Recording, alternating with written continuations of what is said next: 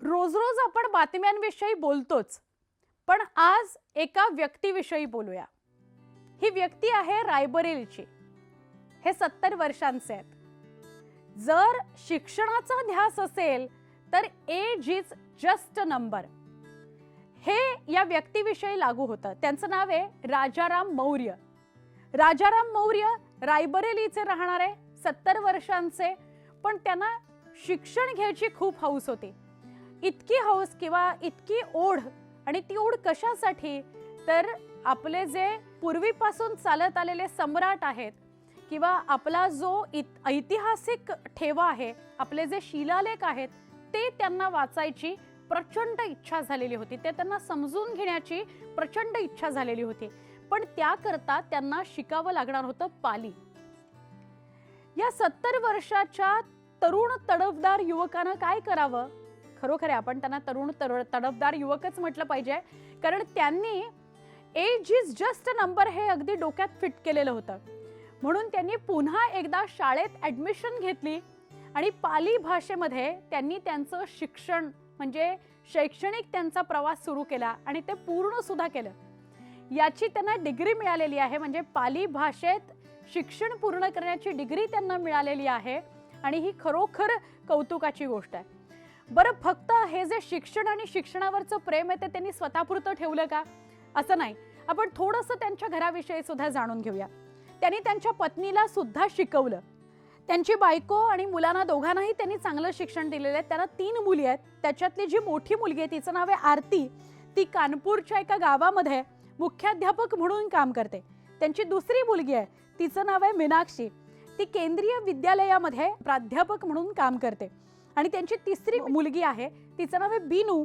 ती सहाय्यक प्राध्यापिका म्हणून काम करते. म्हणजे त्यांचं पूर्ण घरच शिक्षणाला वाहून घेतलेलं आहे असं म्हटलं तरी अतिशयोक्ती ठरणार नाही. आता बघूया की या आधी त्यांचं शिक्षण काय झालेलं होतं आणि ते काय काय करत होते. तर पदवीची जी परीक्षा आहे ती त्यांनी पंजाब युनिव्हर्सिटीमधून दिली आणि पदव्युत्तरची जी परीक्षा आहे ती त्यांनी हिमाचल प्रदेश युनिव्हर्सिटीमधून दिली. म्हणजे पदव्युत्तर त्यांचं झालेलं आहे, पण पुन्हा एकदा पाली भाषेतनं 70व्या वर्षी सुरुवात करून ते शिक्षण सुद्धा त्यांनी पूर्ण केलेलं आहे. 11 डिसेंबर 1956चा त्यांचा जन्म आहे. पूर्वजांशी निगडीत असलेला इतिहास आणि त्यावेळेचे जे राजे महाराजे होते त्यांनी लिहिलेले किंवा त्यांच्या विषयी माहिती असलेले जे शिलालेख आहेत ते त्यांना वाचायची एक ओढ निर्माण झालेली होती. आणि त्या उत्सुकतेपोटी त्यांनी पाली भाषा शिकायचं ठरवलं. फक्त ठरवलंच नाही तर त्यांनी ते पूर्ण सुद्धा करून दाखवलं. त्यांच्याशी जेव्हा या सगळ्याविषयी संवाद साधला, आता खूप लोक त्यांना बोलतं करतायत, खूप लोक त्यांच्याशी जाऊन बोलतायत, तर राजाराम मौर्य हे अत्यंत साधं व्यक्तिमत्व आहे आणि ते अत्यंत डाऊन टू अर्थ आहेत. जेव्हा त्यांना विचारलं की तेव्हाचं तुमचं शिक्षण आणि आत्ताचं तुमचं शिक्षण तुम्ही जे 70व्या वर्षी घेतलं त्याच्यात तुम्हाला काही बदल आणि फरक जाणवला का शिक्षण पद्धतीमध्ये, तर ते असं म्हणतात की पूर्वी कसं होतं की पूर्वी वर्णनात्मक प्रश्न जास्त असायचे, त्यामुळे गुण सहज मिळायचे नाहीत. ते गुण मिळवताना अडचणी यायच्या. पण वस्तुनिष्ठ प्रश्न सध्या जास्त असतात, त्यामुळे गुण मिळवणं विद्यार्थ्यांना तसं सोपं झालेलं आहे असं त्यांचं म्हणणं पडलं. म्हणजे त्यांचा साधारणपणे शिक्षण पद्धतीकडे बघण्याचा दृष्टिकोन सुद्धा यातून कळला.